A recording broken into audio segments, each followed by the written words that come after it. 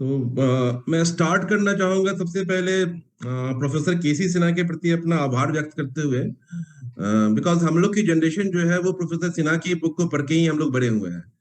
जब हम class 11 twelfth में थे तो आई स्टिल रिमेम्बर कि वो किसी सिन्हा साहब की सारी बुक्स, चाहे वो अलजेब्रा की हो, ट्रिग्नोमेट्री की हो, सारी बुक, मतलब हम लोग का एनसीईआरटी के बाद वही बुक था जो हम लोग के लिए काम आया, और शायद पूरी जिंदगी अभी हम लोग जो भी कुछ कर पाए हैं उसमें उनका जो योगदान है शायद उनको पता भी नहीं हो कितने स्टूडेंट को उन्होंने बना दिया। तो उनका योगदान हम सभी के लिए, जो मेहनत उन्होंने किया उसी का फल है कि आज बिहार झारखंड के काफी बच्चे आगे बढ़ पाए। पहली बार मौका मिला है सर को सामने से देखने का, सामने मतलब वर्चुअल मीडियम से ही सामने से देखने का पहली बार मौका मिला है। I'm really indebted to his all the books, his writing, everything. Sir. So let me start by paying my respect to Professor K.C. Sinha.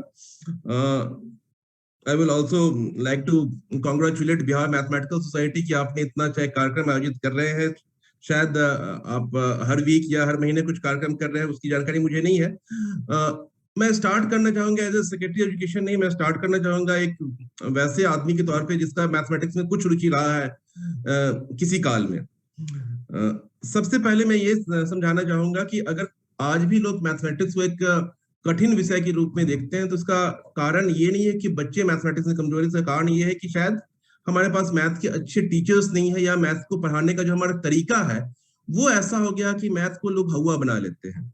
और कोई बच्चा अगर एक बार मैथ से डर जाता है तो फिर आजीवन उसके मन से मैथ का डर निकल नहीं पाता है।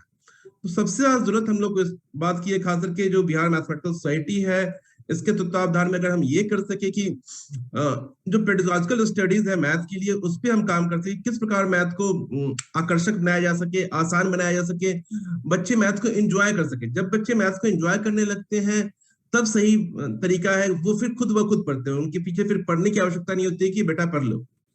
अगर बच्चे मैथ को एंजॉय करने लगे, उन्हें मैथ करने में मजा आने लगता है, तब फिर बहुत ज्यादा शायद सोसाइटी को, टीचर्स को, गवर्नमेंट को करने की आवश्यकता नहीं है, और वो करना बहुत जरूरी है।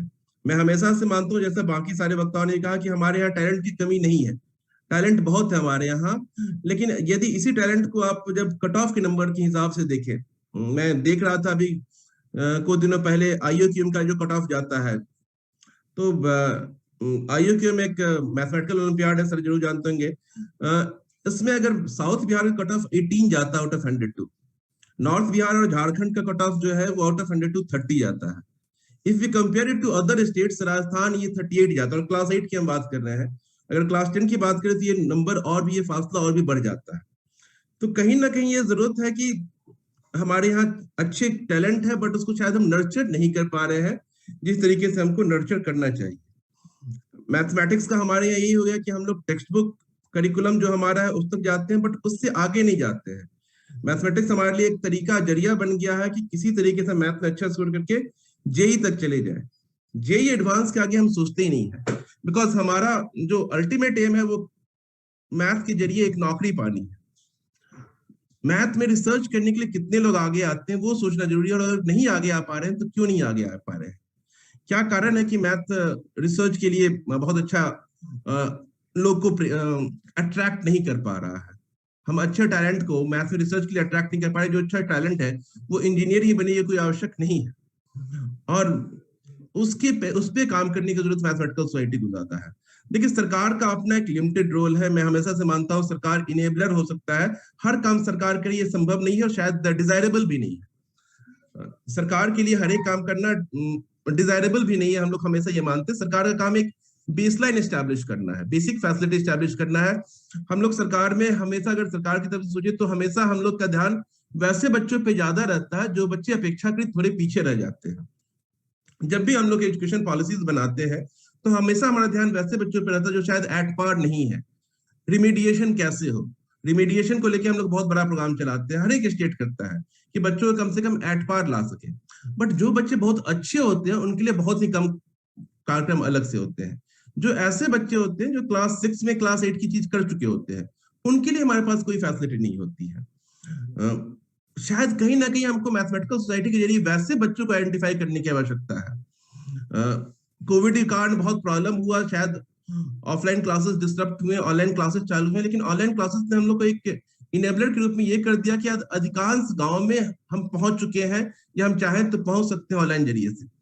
यदि मैथमेटिकल सोसाइटी के तहत हम अपने रूरल एरिया के वैसे यंग टैलेंट को हंट कर सके और उनके लिए हम कैंप ऑर्गेनाइज कर सके, तो शायद बहुत बड़ा सोसाइटी का बेनिफिट कर पाएंगे। अगर ये कैंप हम लोग वीकली फोर्टनाइटली ऑर्गेनाइज कर सके और एक स्ट्रक्चर्ड वे में ऑर्गेनाइज करें किस प्रकार से हमको आगे बढ़ना है।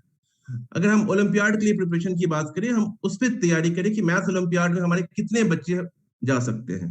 अगर हम अगले 3-4 साल का एक टारगेट बनाए कि भाई अभी अगर हमारा कट ऑफ बाकी राज्यों की तुलना में इतना कम है, किस प्रकार से इस गैप को हम भर सकते हैं, क्योंकि उसके लिए हमको अलग से तैयारी करनी पड़ेगी। अभी हम लोग क्वेश्चन अगर मैथ ओलंपियाड के देखते हैं तो शायद हमारे करिकुलम में वो सब्जेक्ट है ही नहीं, वो टॉपिक्स ही नहीं है। नंबर थ्योरी हम लोग कभी नहीं पढ़े, मतलब आई रिमेम्बर कि हम नंबर थ्योरी कभी बहुत डिटेल में नहीं पढ़े। डायफंटाइन इक्वेशन क्या होता था मुझे पता ही नहीं था। मतलब मैंने इंजीनियरिंग के बाद भी मैं यूपीएससी में मेरा मैथ सब्जेक्ट था, बट डायफंटाइन इक्वेशन कभी मुझे नहीं मैं पढ़ा। ठीक है, कांग्रुएंट मॉडुलो कभी नहीं पढ़े, जिस टाइप की ज्योमेट्री उसमें आती है वो हम लोग कभी नहीं पढ़े। शायद करिकुलम को भी कहीं हम लोग को चेंज करने की आवश्यकता है। हमारे मैथ के करिकुलम में अगर हम अपने करिकुलम को इंटरनेशनल स्टैंडर्ड से कंपेयर करें तो हमारे करिकुलम में ही बहुत चीज नहीं है। और इस करिकुलम रिफॉर्म में मैथमेटिकल सोसाइटी हेल्प कर सकता है गवर्नमेंट को, बिकॉज गवर्नमेंट में हम लोग के पास जो उसी सिस्टम से पढ़े हुए हैं, उसी सिस्टम में हम टीचर्स बनते हैं, तो शायद हमको पता भी नहीं रहता है कि दूसरे राज्य या दूसरे देश के बच्चे क्या चीज पढ़ रहे हैं क्लास 8 में। मैं 2 साल पहले एक मास्टर्स प्रोग्राम के लिए 1 साल के लिए यूएस गया था, और वहां के करिकुलम को अगर हम अपने करिकुलम से मैप करें तो काफी अलग है। एक तो वहां क्लास 6 से ही मैथ के अलावा एक एडवांस मैथ सब्जेक्ट आ जाता है। अगर हम उस हालत में अपने बच्चों को उनके बच्चे से कंपेयर करते हैं तो एक काफी बड़ा गैप मिलता है, और इस गैप को फुलफिल करने में आपकी बहुत बड़ी अहम भूमिका हो सकती है कि किस प्रकार से अपने करिकुलम को रिफॉर्म करें, ताकि बच्चों को ये पता चले कि मैथ का मतलब सिर्फ वो नहीं है जो आज तक हम पढ़ते आए हैं। मैथ उससे कहीं आगे, कहीं वास्ट है, और उसका यूज क्या है, किस प्रकार हम उसको अपने आने वाले जीवन में इस्तेमाल कर सकते हैं। अगर मैथमेटिकल सोसाइटी हर वीक कुछ ऐसा कैंप करे बच्चों को सिलेक्ट करके तो बहुत ही अच्छा काम होगा। जैसा अभी बता रहे थे डॉक्टर विजय, हम लोग के यहाँ एक आकांक्षा प्रोग्राम है जिसमें हम लोग आईआईटी और मेडिकल की तैयारी करवा रहे हैं। अब तक हम लोग करवा रहे हैं, बट अगले साल से उसमें हम लोगों ने आईआईटी मेडिकल की तैयारी के लिए हम लोग क्लास 10 के बाद एग्जाम्स करके कंडक्ट करके बच्चों को सिलेक्ट करते हैं, और ये प्रोग्राम लगभग पिछले 4-5 सालों से चल रहा है। अगले साल से हम लोग उसमें क्लास 6 के बाद बच्चों को सिलेक्ट कर रहे हैं और उनको हम ओलंपियाड की तैयारी करवाएंगे।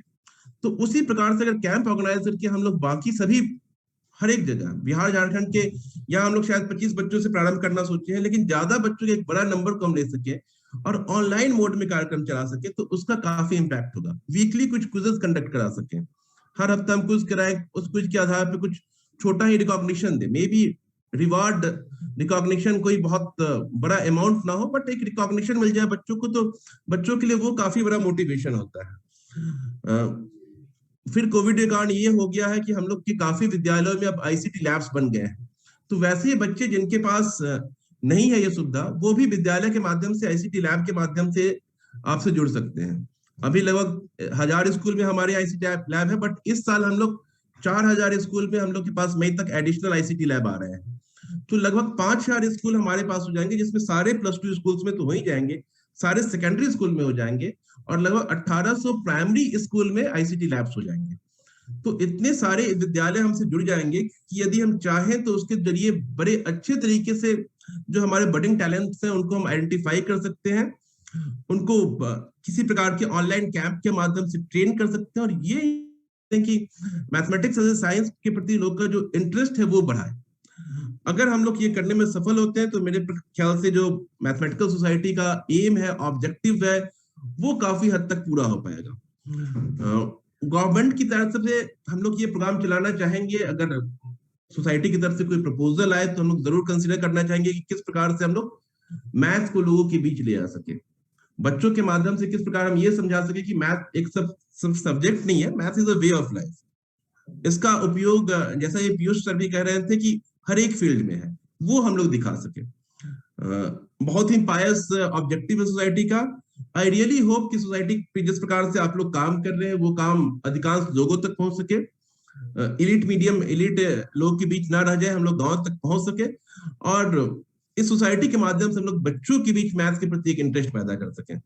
मुझे पूरा उम्मीद है और विश्वास है कि डॉक्टर विजय और उनके सारे साथी मिलके इस बात को अंजाम तक ले जाएंगे, और इस पूरे बात में यदि कहीं भी हमारी सहयोग, हमारे किसी प्रकार से हेल्प की आवश्यकता होगी तो हम लोग हमेशा तत्पर रहेंगे, चाहे वो सरकारी स्तर पे हो या इवन व्यक्तिगत स्तर पे हो, तो हम लोग हमेशा तत्पर हैं।